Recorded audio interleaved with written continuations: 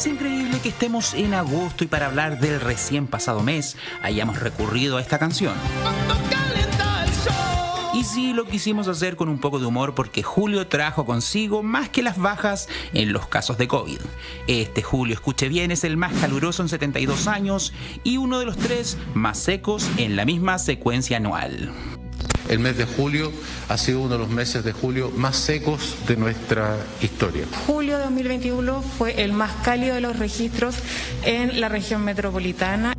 Datos que preocupan más aún cuando nos encontramos en medio de un sistema frontal que enfrenta directamente las bajas temperaturas de las mañanas con las cifras veraniegas que han marcado las últimas 7 jornadas. Abrimos el lunes con una máxima de 28 grados, martes 27 y hoy se estima superemos los 23. Una situación que la gente ya resiente en las calles. Se supone que estamos en invierno, pero el calor es insoportable. Pero, ¿qué le vamos a hacer? Hay que aguantar nomás. Terrible, terrible porque esto nos afecta con lo que es la sequía, nos suben los precios de las verduras, nos suben los precios de todo y al fin y al cabo estamos sin plata y nos están subiendo todo, entonces terrible, pues ya no tenemos una buena economía y más encima suben las cosas. Demasiado calor, yo creo que debe ser por el calentamiento global y todo esto. Después yo creo que no va a haber agua para consumir y todo, acá, sobre todo acá en esta ola que es en Santiago. La sequedad del ambiente claramente se ve agravada por la falta de lluvia, porque aquí otro dato a analizar.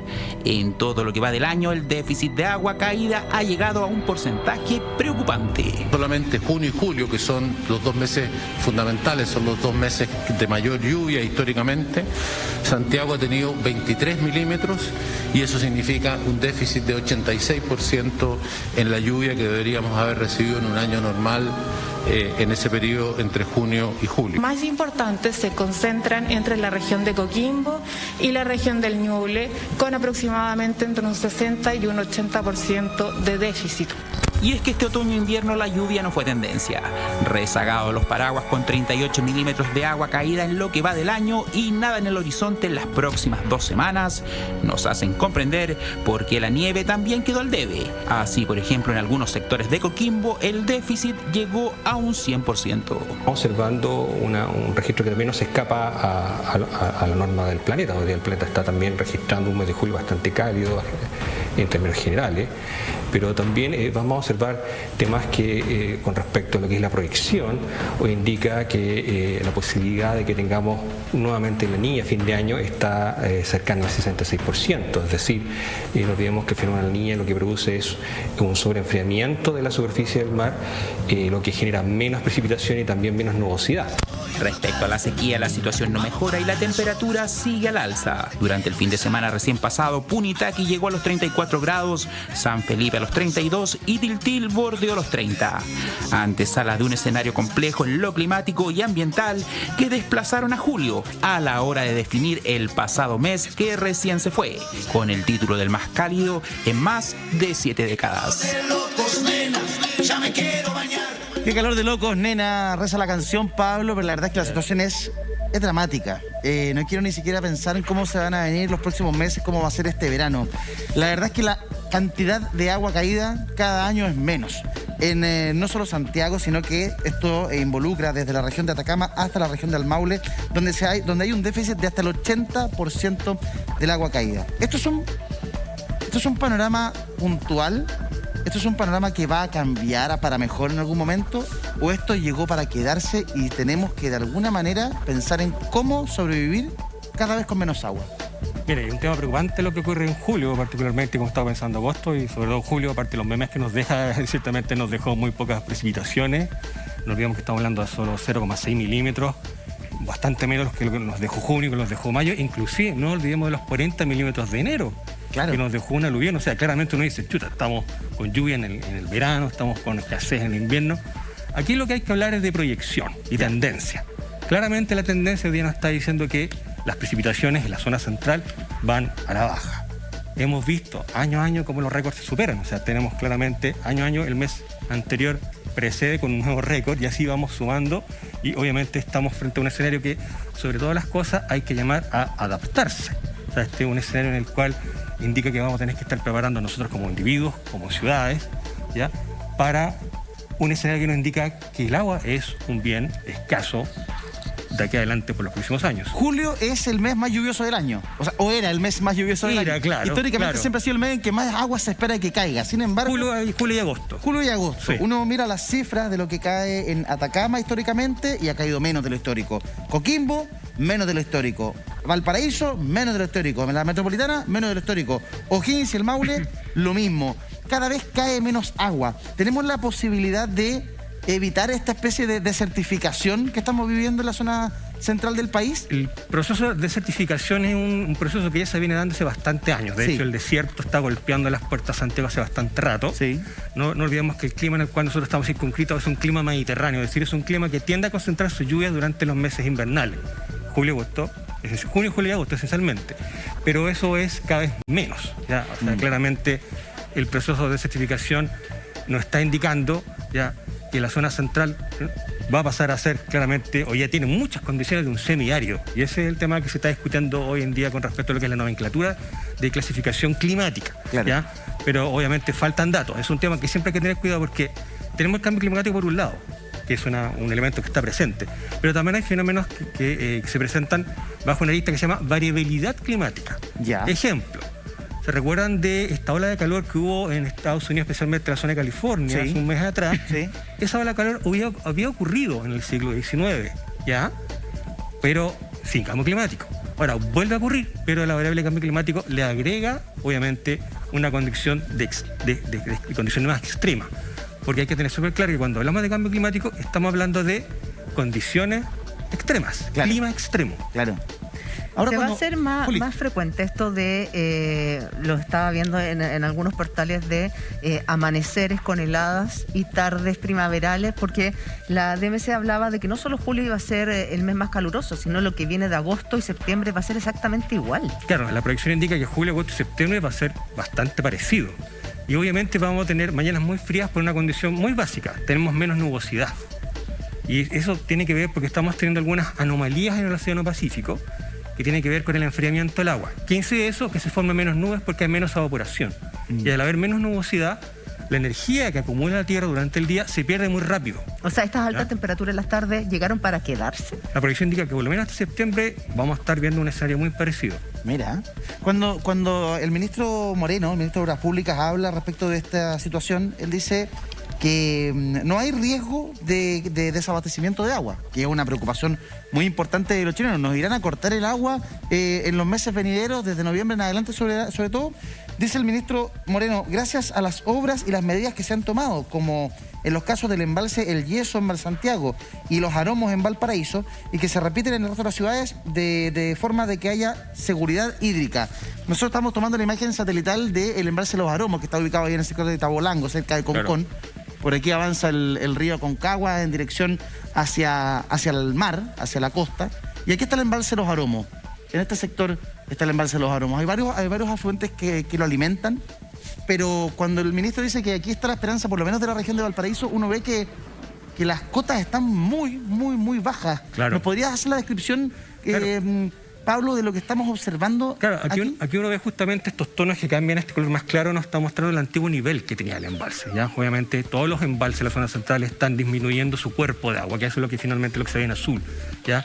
Y uno ve justamente cómo la ausencia de precipitación, tanto líquida como sólida, porque no olvidemos que además la precipitación nival es sumamente importante desde el punto de vista que es la reserva hídrica para el verano, porque muchos ríos dependen de la nieve, y especialmente de su fusión en el verano para mantener su curso. Claro. ¿Ya? Están afectando justamente también el caudal de los ríos. Y estas reservas, si bien existen, hay que cuidarlas. Ese es el llamado hoy día a que ser prudentes con el uso del agua.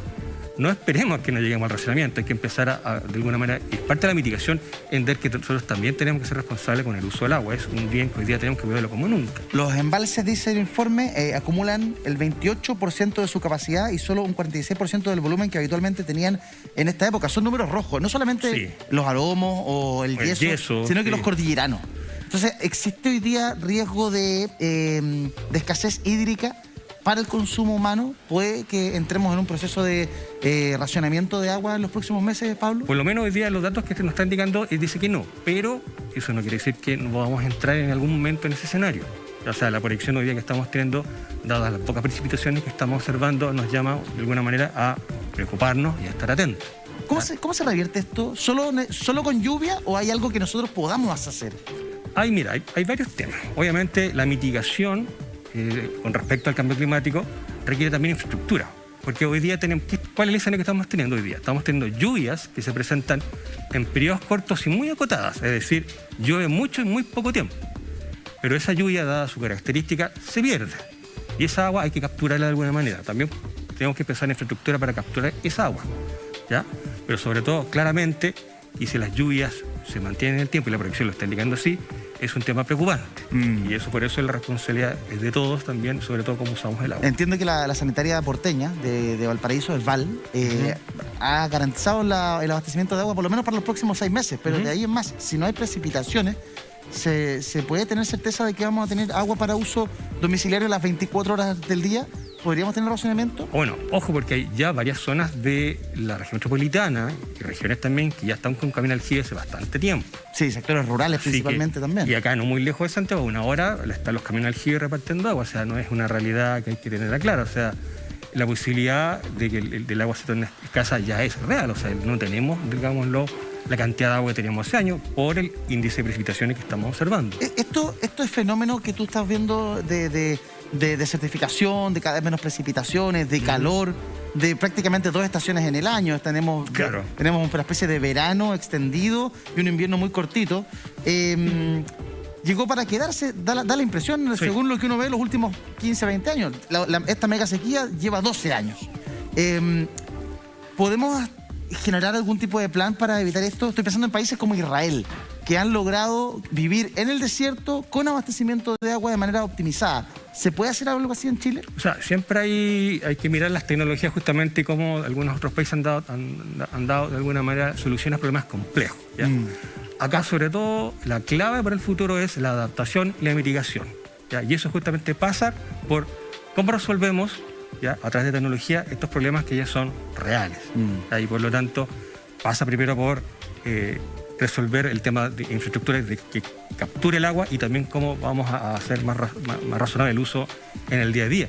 ¿Por qué? Porque hoy día no olvidemos que prácticamente tenemos un 90% de tasa de urbanización, un poco más. O sea, prácticamente todos los chilenos estamos viviendo en ciudad. Y eso implica, obviamente, mayor demanda eléctrica y también mayor demanda hídrica. Sí. Y ese es el paradigma que tenemos que resolver de aquí en adelante con respecto a cómo somos más eficientes con el uso de agua en ciudades que crecen y en ciudades que demandan más el recurso. ¿Dónde está nuestro mayor problema, Pablo? ¿En que no llueve o en que el agua cuando cae se pierde?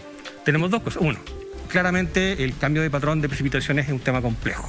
Ya, hoy día, pero como tú lo mencionabas, ya llevamos más de 12 años. O sea, se habla de una mega sequía, pero en términos reales esto es la nueva realidad, es el nuevo escenario climático en el que vamos a estar trabajando en los próximos años. Y lo otro, obviamente, pasa por infraestructura, pasa por cómo hacemos que nuestras ciudades usen mejor sus recursos. Hay muy buenos ejemplos, por ejemplo, en China. China tiene ciudades que son ciudades inundables y que cuando llueve capturan esa agua y la llevan hacia las napas freáticas. Ciudades inundables. Claro, ciudades con estructuras inundables, ¿no? Más que nada usan parques que se inundan, que son ciudades esponjas, es el término técnico. Es decir, cuando llueve, la ciudad captura esa agua y la lleva a las napas freáticas. Y por lo tanto, esas napas pueden obviamente surtir de agua. No olvidemos que mucha agua que cae se va a través del suelo, se filtra y llena espacios que son verdaderas bolsas de agua, que son las que conocemos como las napas freáticas. Hoy en día esas napas freáticas también están muy secas. Antiguamente, por ejemplo, cuando yo voy a terreno y hablo especialmente con los agricultores, que tienen un conocimiento tremendo, antiguo uno podía hacer un pozo a 6 metros, hoy día tienes que hacer el doble, hasta el triple para poder llegar a la napa más cercana. Por eso hoy día las soluciones pasan justamente por, muchas veces se habla de una línea de soluciones verdes para el tema del cambio climático. Y eso pasa por cómo usamos, por ejemplo, estas soluciones de ciudad esponja. Creo que es muy importante y creo que es bien interesante mirar esta experiencia para poder también capturar agua y llevarla hacia las napas freáticas. Mira, qué importante es ello. Ciudades esponja, desalinización de agua, transportar agua desde el sur. ¿tú ves que esas ideas pueden ser llevadas a la práctica? ¿O a veces aparecen en las noticias como cuando bombardean nubes? Que uno dice, chuta, ¿irá por ahí la solución? ¿Es practicable o no? Es un tema. Yo siempre he tenido respaldo con esta idea de transportar agua del sur a la zona central, porque el sur también tiene problemas de agua. O sea, no olvidemos que estamos con también bastante escasez en la región de los ríos, en la región de los lagos, no están, digámoslo. Claro, llueve más que acá, pero menos de lo que llueve históricamente allá. Y eso bastante tiempo que ya han tenido disminución importante. O sea, ya de los 90 y ya han tenido una baja importante. Entonces, yo creo que hay que entender que las soluciones son bien zonales, o sea, porque cada región tiene su particularidad. Y en ese sentido, yo soy un defensor primero de todo lo que tiene que ver con la línea de infraestructura verde para adaptación y mitigación. Yo creo que es muy importante que eso lo asumamos en nuestras ciudades como un elemento que nos ayude a paliar ya tanto lo que es las alzas de temperaturas por el mismo cambio climático, estos golpes de calor, y también la posibilidad de capturar agua cuando esta agua se presenta en tiempos muy acotados. Perfecto. Revisemos los gráficos. Cuando uno ve un gráfico, de pronto se hace una idea de cuán poco ha caído. Mira, precipitaciones acumuladas entre enero y julio de este año. Esto es información que se entregó el día de ayer. La fuente de la Dirección General de Aguas del Ministerio de Obras Públicas. Este recuadro más grande es el histórico, ¿cierto? Sí. Es el histórico en enero y julio. En color celeste el 2019, en color gris o negro el 2020 y en color rojo el 2021. Región de Atacama debiesen tener 33 milímetros de agua caída, ¿cierto? Hablando de milímetros, ¿cierto? Están milímetros, muy bien, 33 milímetros, 0% el año 2019, 15 milímetros el año 2020 y 7 milímetros este año 2021, apenas un 20% de lo que debiese caer. Coquimbo debiese tener casi 80 milímetros de agua caída. Cuando recién se acercó fue el año 2020, pero este año ha estado muy mala las precipitaciones. 20 milímetros, apenas un 25% de lo que debiese caer. Valparaíso es un caso bien especial porque es una ciudad en donde históricamente precipitaba bastante, 171 milímetros. Es lo que debiesen llevar hasta ahora, según los registros históricos que se hacen en una tabla de tiempo bastante larga. Sí. 38 milímetros cayó en el 2019. De ahí, si me permite, sí, Eduardo, las ciudades costeras chilenas tienen un tema bien interesante desde el punto de vista de cómo está afectando el monto de precipitación que alimenta los ríos. ¿Por qué? Porque los ríos son los responsables además de llevar sedimento a la costa. Así es. Y hoy día sabemos que el 80% de nuestras playas están retrocediendo porque los sedimentos se están de alguna manera perdiendo por el aumento de las marejadas. O sea, si ustedes ven, esto todo es un efecto en cadena. Ah, mira, espérate. Entonces, que precipite poco en la costa hace que el río lleve poco sedimento. Que precipite en el continente. Que precipite poco en el continente. Justamente porque los continentes, el río trae sedimentos desde el interior y lo lleva a la costa. Perfecto. ¿Ya? Y los ríos hoy en día están llevando menos sedimento.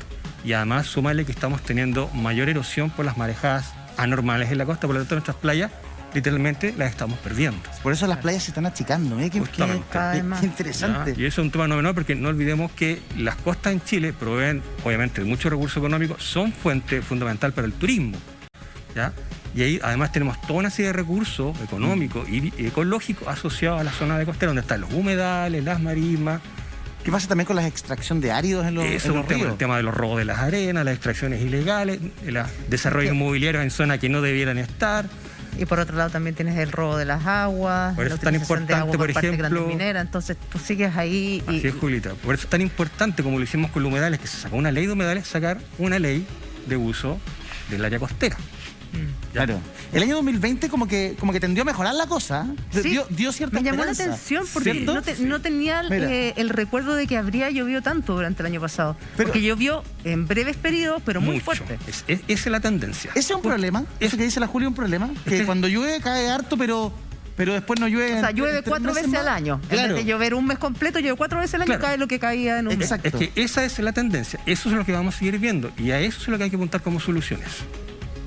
Para que cuando caiga, poder capturar. Capturemos agua y esa agua se tiene que ir a las napas freáticas. Claro, hoy día esa agua se pierde. Esa agua no tenemos claro, porque se satura tan rápido el suelo y el agua simplemente se va. Claro. No la capturamos. En el caso de Valparaíso. Ojo, en estricto rigor, la palabra se pierde es como cuidadoso, porque el agua siempre se aprovecha de alguna manera.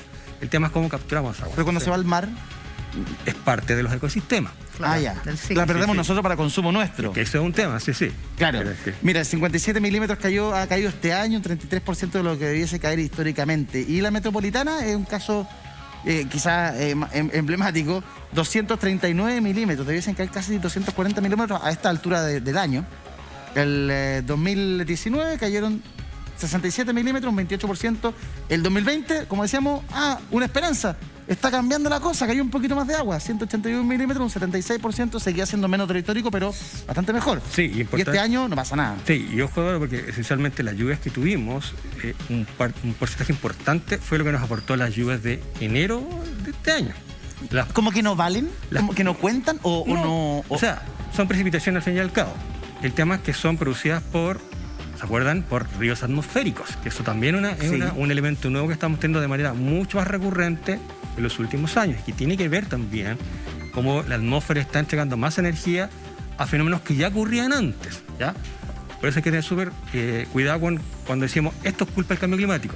Los ríos atmosféricos se vienen investigando desde la década de los 90. Ya. En el año 2000 ya tenemos más claridad que son estos brazos que salen desde la zona del Ecuador, sí, que son verdaderas carreteras de agua que vienen moviéndose por la atmósfera, por eso se le dice río atmosférico, sí, para compararlo con el Amazonas, por ejemplo. Claro. ¿Ya? Entonces, cuando llegan estos ríos atmosféricos en verano, aprovechan un sistema frontal y ¡pum!, deja la precipitación, que es muy intensa, sumado que en el verano, como estamos con, obviamente, las temperaturas de verano, la isoterma está muy arriba y cae el agua en zonas de cordillera que finalmente generan aluviones. Y además no es el primero, recuérdense lo que hemos tenido más atrás.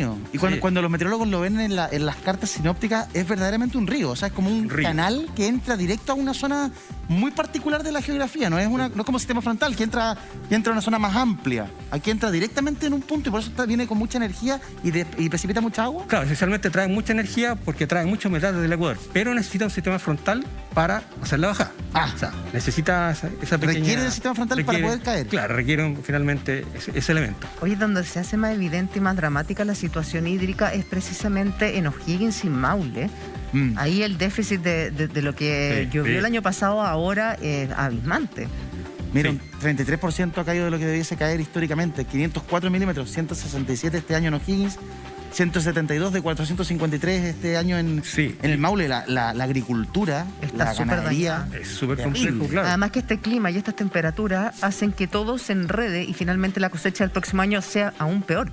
Porque al tener estas temperaturas los árboles empiezan a florecer antes. Exactamente. Después viene una lluvia, se caen las flores y adiós cosecha. Exacto. Este verano tuvimos precipitaciones en verano, las cosechas de uva principalmente. Fue súper complicado. Claro, que les entra finalmente hongo y tienen problemas. Se pierde mucho. Y también, no nos olvidemos también lo que está pasando en verano también en la zona norte de nuestro país, que estamos teniendo lluvias más intensas durante el periodo estival. ¿Ya? Lo que se llama el invierno altiplánico. Muy bien. O sea, lluvias estivales. Lluvias estivales. Muy bien. Se acordaba de aquella clase, perfecto. Exacto. Entonces, es un tema porque todo indica, las proyecciones nos están mostrando hoy en día que tenemos un 66% de posibilidad de que la niña vuelva de aquí a fin de año.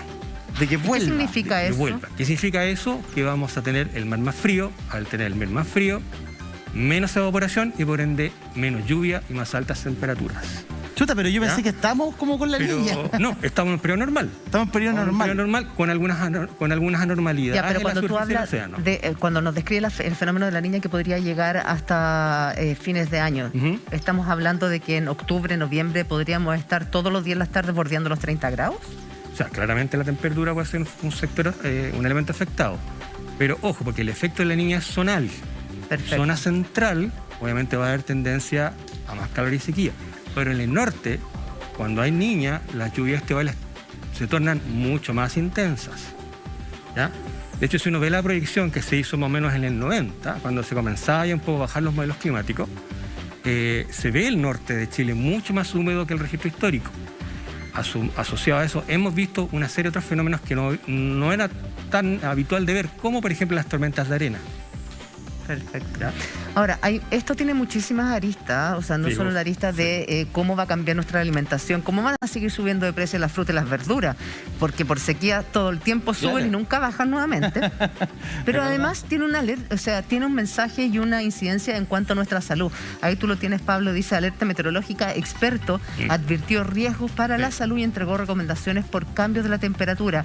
Jorge Jorquera, que es médico broncopulmonar de la Clínica Las Condes, señaló que las precauciones que se deben tener frente a las bajas y altas temperaturas que sufrirán los termómetros en las próximas jornadas. Es que la oscilación térmica aparentemente va a ser brutal. De heladas matutinas a 30 grados en la tarde, es una locura. Sí, mientras no tengamos nubosidad, vamos a seguir teniendo mañanas y noches muy frías, porque la energía se pierde muy rápido. ¿Ya? Porque las nubes, la capa nubosa, logra capturar energía del día anterior y especialmente llamémosle el antiguo invierno. Claro. Ya que teníamos más días nublados, claro. Si bien hacía frío, pero no hacía tanto frío, porque la masa nubosa, durante el invierno, a pesar de la poca energía solar incidente, el término técnico y el sol cuando pasa, las nubes logran capturar esa onda solar y queda rebotando. ¿Ya? ¿Se acuerdan probablemente el concepto que le decía a su abuelita? Hoy el día está bochornado. Sí. ¿Ya? ¿Y qué día es ese? Un día con nubes, con sol arriba. Como que quiere salir el sol, pero no pasa nada. Pero te da mucho calor, porque las ondas solares quedan rebotando. Y al no haber nubosidad en estos días, por eso teníamos tanto frío en las mañanas y en las tardes. Es porque como que finalmente es un día pesado. Uno le puede hacer las cosas, como que la presión del ambiente te tira hacia abajo. Tremendo, dicho la abuelita, en el campo, que ellos tienen una sabiduría no escrita muy importante. La ausencia de nubosidad permite que la Tierra pierda energía muy rápido.